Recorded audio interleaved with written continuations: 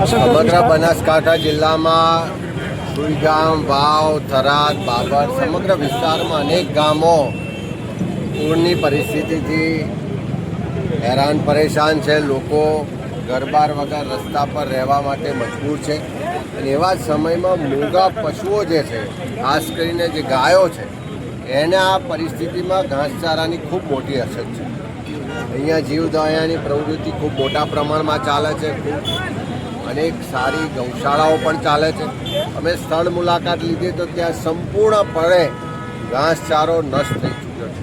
સરકાર તરફથી કોઈ મદદ નથી. ત્યારે બનાસકાંઠા જિલ્લા કોંગ્રેસ સમિતિ, થરાદ, દિયોદર, લાખણી તમામ અમારા તાલુકા કોંગ્રેસ સમિતિના હોદ્દેદારો દ્વારા દાન એકત્રિત કરી અને આ તમામ ગૌશાળાના મૂંગા પશુઓ, ગાયો માટે અહીંયાથી ઘાસચારાની વ્યવસ્થા કરવામાં આવી છે. તમે જોયું એ રીતે અનેક ગાડીઓમાં મોટા પ્રમાણમાં ઘાસચારાની વ્યવસ્થા કરીને આ મૂંગા પશુઓ, ગાયો માટેની વ્યવસ્થા જિલ્લા કોંગ્રેસ સમિતિ દ્વારા કરવામાં આવી છે. સાહેબ, શું કહેશો?